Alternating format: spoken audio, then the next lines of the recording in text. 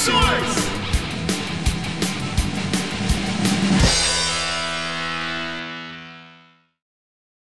Quando tiver 70 anos.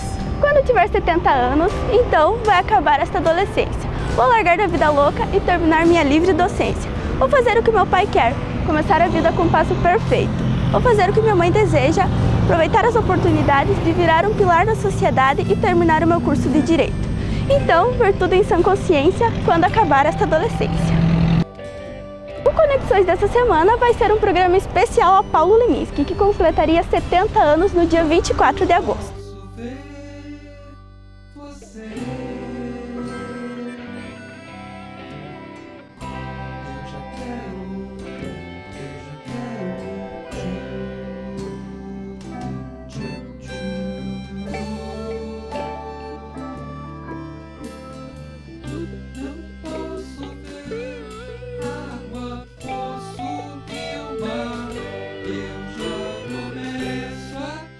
Pariso, nova-iorquizo, moscoviteio sem sair do bar. Só não levanto e vou embora, porque tem países que eu nem chego a Madagascar.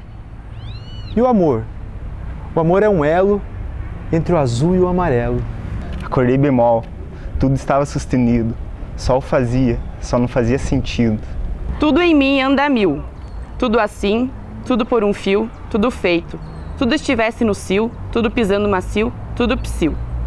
Tudo em minha volta anda às tontas, como se as coisas fossem todas, afinal de contas. O Conexões de hoje vai fazer uma homenagem a Paulo Leminski. E para falar um pouco sobre esse grande poeta, a gente vai bater um papo com essa turma, o professor Caio, a Giliandra e o Paulo. Para começar, professor, o que é esse Memórias Poéticas e como que é o trabalho de vocês nas escolas? O projeto Memórias Poéticas do Vale do Iguaçu é um projeto do curso de Letras da faculdade, é um projeto do PIBID, que é um programa de apoio à Bolsa de Iniciação à Docência, que tem o objetivo de aproximar as escolas públicas da universidade, né? E nesse processo de valorização do magistério também, a gente tem o objetivo principal de resgatar a literatura regional. Então, sempre preocupados em mapear, investigar e disseminar a produção literária de escritores locais. Isso a gente faz por meio de oficinas poéticas em escolas públicas da região. Fazemos também oficinas para a comunidade em geral, intervenções poéticas e temos um trabalho também de cartoneiras, que tem um exemplo aqui, são livrinhos artesanais inspirados nas cartoneiras latino-americanas que promovem a produção de livros com a baixo custo, né? E o objetivo dessa cartoneira, que a gente intitulou carinhosamente de Terezinha Cartoneira, em homenagem a uma das poetas aqui da nossa região, né?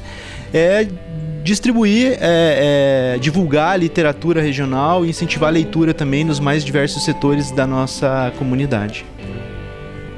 Quantas escolas mais ou menos participam desse projeto? Atualmente nós estamos trabalhando com 3 escolas, que é o Neuza Domit, o Pedro Stemachuk e o Adilis Bordim, mas nós já aplicamos oficinas em várias escolas da cidade que não estão diretamente vinculadas com o projeto, mas que recebem também os nossos trabalhos indiretamente. E vocês se baseiam nessas oficinas que vocês fazem, vocês se baseiam em algum poeta específico? Na verdade, o objetivo assim, principal das oficinas é sempre promover a leitura, a literatura, e em especial a poesia, né? Então a gente tem vários poetas que a gente trabalha, mas sempre com um carinho especial aos poetas aqui da região, que muitas vezes não são conhecidos, né? São poetas que não são contemplados, por exemplo, em livros didáticos.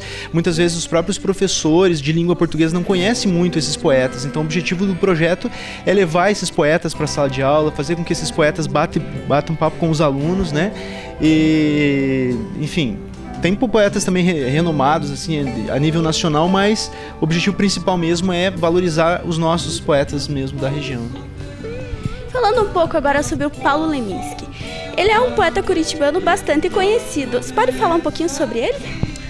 O Paulo Leminski talvez tenha sido o poeta mais importante da geração dele, né? Um poeta que no início dos anos 60 participou de uma Semana Nacional de Poesia de Vanguarda em Belo Horizonte, muito empolgado com a poesia concreta e querendo conhecer os irmãos Campos e o Décio Pinhatá. Ele viaja até Belo Horizonte e começa a escrever muito empolgado pela poesia concreta, né?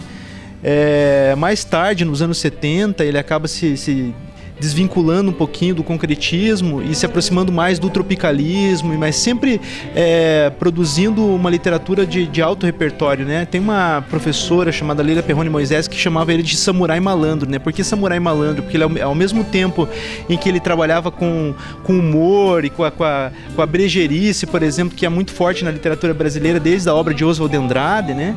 Essa coisa do modernismo arteiro, né?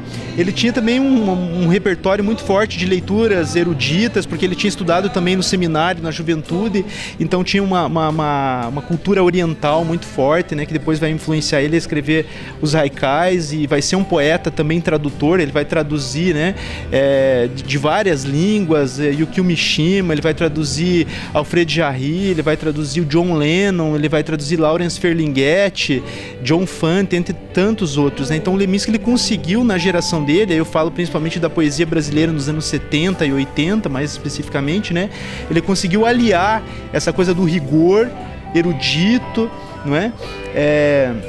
Da cultura greco-romana, da cultura oriental, com o modernismo brasileiro bem-humorado, inventivo e irreverente de um Oswald de Andrade, por exemplo. Daí essa brincadeira da professora Leila Perrone Moisés chamar ele de um samurai malandro, não é? Ele, nos anos 70, vai escrever um romance experimental muito bacana e importante, que é o chamado Catatal, em que ele vai fazer uma brincadeira de linguagem muito interessante, imaginando uma possível visita do filósofo René Descartes para o Brasil no período das invasões holandesas. É uma loucura que ele está brincando, mas a partir disso ele faz um livro muito experimental. Vai produzir também poemas com fotografia, né, no livro 40 Cliques em Curitiba, que ele escreve em parceria com o Jack Pires, que era um fotógrafo também bastante importante nos anos 70 no Brasil, né? E depois, nos anos 80, ele se aproxima mais da música popular. Ele acreditava que a poesia, para sobreviver na nossa sociedade que não se preocupa mais tanto com literatura, ela precisava se aproximar da música popular. E aí ele começa a compor. Ele vai fazer parceria com Guilherme Arantes, Moraes Moreira, Caetano Veloso, entre tantos outros, né? Porque ele viu na música popular um reduto de sobrevivência da própria literatura. Então acho que ele conseguiu sempre conciliar, né, o rigor literário com a questão da própria cultura pop, que é uma forma que ele encontrou de sobreviver também dentro do universo literário. Ele que costumava dizer que o poeta não é uma excrescência ornamental, que o poeta não é um ser de luxo, mas que o poeta é uma necessidade orgânica da sociedade, né? A cidade precisa da ruptura do poeta, precisa da ruptura que ele representa para poder respirar também, né? Ou seja, num mundo onde todas as coisas têm que ter um porquê, tem que dar dinheiro, né? Tem que ter um preço, tem que ter um valor. Nada mais importante do que a literatura e a poesia, que não dão dinheiro e que não tem um valor no sentido capitalista tradicional que a gente conhece, para que a gente comece a pensar o que na nossa vida de verdade é que deve ter valor. Eu acho que essa é uma das grandes lições que o Paulo Leminski nos deixou, né? Ele costumava dizer, né? Para que porquê? Não precisa porquê. Eu escrevo apenas porque a poesia é a liberdade da minha linguagem. Acho que essa talvez tenha sido uma das grandes lições que esse poeta nos deixou. O Leminski, até uns 10 anos atrás, uns 15 anos atrás, era praticamente desconhecido, e quando se falava do Leminski, se pensava que ele era o arquiteto da pedreira, né? Porque tem a pedreira Paulo Leminski lá em Curitiba. Então, todo mundo pensava que ele era o arquiteto da pedreira, não se sabia nem que era um poeta. Hoje em dia, todo mundo conhece, tudo. Eu acho que ele está conquistando espaço na poesia brasileira, né? Num processo quase de canonização, digamos assim, né? Que há 10 anos atrás era praticamente impensável. Oração de pajé. Que eu seja erva, raio no coração dos meus amigos, árvore, força, na beira do riacho, pedra na fonte, estrela na borda do abismo. Em la lucha de classes, todas as armas são buenas, piedras, noches, poemas. Quem nasce com coração, coração tem que ser feito. Já tem uma porção, me infernando o peito. Com isso ninguém nasce, coração é coisa rara, coisa que a gente acha e é melhor encher a cara. Vocês já gostavam de poesia antes desse projeto do Memórias Poéticas? Já tinham costume de escrever ou começaram depois disso? Eu não tenho costume de escrever, mas eu adoro poesia antes do projeto, tanto que foi um incentivo para entrar e participar do projeto. Eu, de um tempo para cá, comecei a gostar mais de poesia dentro do meu curso de graduação de filosofia. E a poesia já vinha de tempos, a partir de composições e coisas, gêneros musicais, que foi acarretando uma carga direta para a poesia mesmo. parando com a composição e seguindo mais um rumo poético. Ali só, ali se Alice, Alice visse, quanto Alice viu e não disse, se ali, Alice dissesse, quanta palavra veio e não desce, ali, bem ali, dentro da Alice, só Alice com Alice ali se parece. Qual que é a importância do projeto para o pessoal que não conhecia, que não tinha o costume de ler e escrever poesias? Bom, o projeto dá uma visibilidade aos poetas da cidade que não tinha antes. As crianças nas escolas, quando elas ficavam sabendo por meio das oficinas que existem poetas na cidade e que os poetas estão perto delas, estão escrevendo perto delas, para elas, sobre o que elas vivem no cotidiano da cidade, elas ficam muito animadas e... Qual que é a palavra? Então, sei. Elas se sentem importantes, né? Realmente. Até mesmo para criar suas próprias poesias. Realmente. Então, com o incentivo de mostrar a poesia local, elas também se tornam, criadoras de poesia. Então, é um ciclo.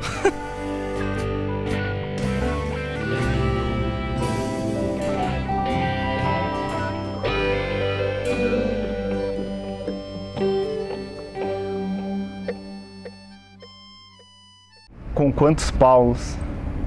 Paulos, Paulos, Paulos. Quantos Paulos são precisos para fazer um São Paulo? Idades, idades, idades. Quanto dá uma alma dividida por duas cidades? Recentemente a Companhia das Letras, ela reuniu toda a poesia dele numa bela edição chamada Toda a Poesia Paulo Leminski, né? Que imediatamente se tornou um grande best-seller, né? O que surpreendeu muito tanto acho que a família do poeta, quanto amigos, críticos, leitores em geral, porque a gente sabe que poesia é um tipo de literatura que vende muito pouco e que não recebe a atenção devida, né? Tal como merecia, mas o livro rapidamente se tornou um grande best-seller, né? Eu acho isso ótimo, porque está aproximando a literatura e a poesia dos jovens, né? Que não viveram na época que Leminski viveu, também que estão tendo a oportunidade de conhecer um pouco mais esse poeta, que, como eu disse no início da fala, talvez tenha sido o poeta mais importante da geração dele, numa época muito produtiva, né? Uma época da ditadura militar, da poesia concreta, da poesia marginal e de tantas outras revoluções políticas e culturais, né?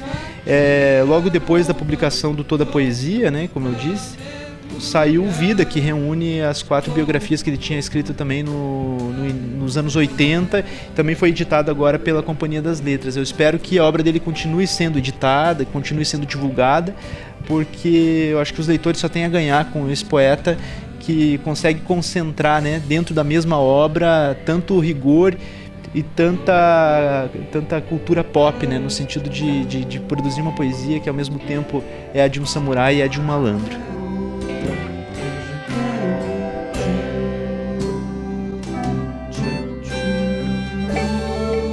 Passe a noite, passe a peste, passe o verão.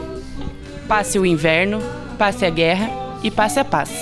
Passe o que nasce, passe o que nem, passe o que faz, passe o que faça. Que tudo passe e passe muito bem. O Conexões também participou do Festival Paulo Leminski no Colégio Neuza do Mite, então se liga aí.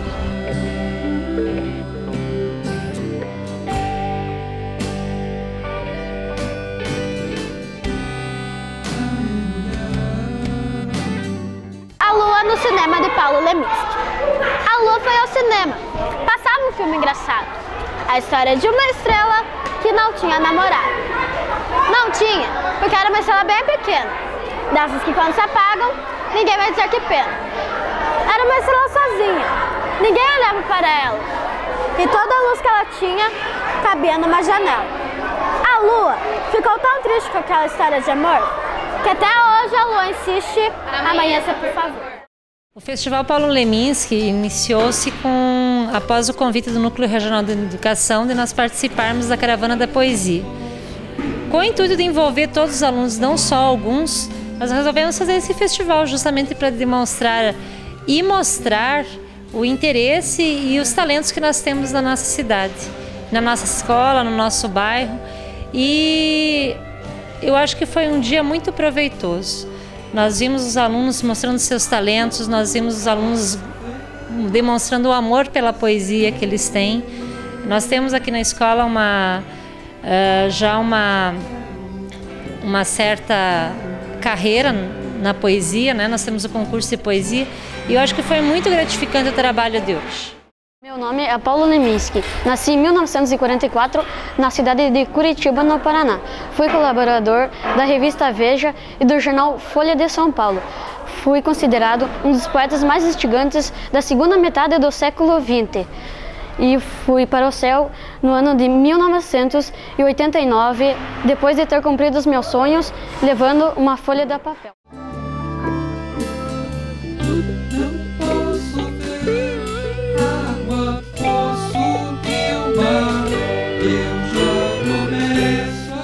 Voz, veloz como a própria voz, elo do elo entre eu e ela, virando e revirando nós. Partimos de Paulo Leminski, um poeta curitibano, para trazer também o pessoal a conhecer a poesia regional, poesia em União da Vitória.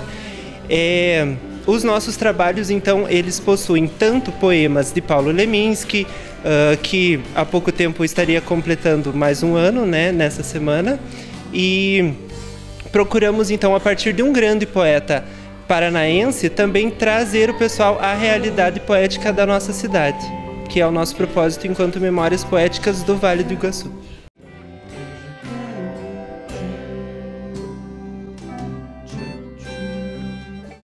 Nesta vida, pode-se aprender 3 coisas de uma criança: estar sempre alegre, nunca ficar inativo e chorar com força por tudo aquilo que se quer. Esse foi o Conexões Especial Paulo Leminski. Então, se liga na TV Uniguaçu que semana que vem tem mais. Moinho de versos, movido a vento em noites de boemia. Vai vir o dia quando tudo que eu diga seja poesia.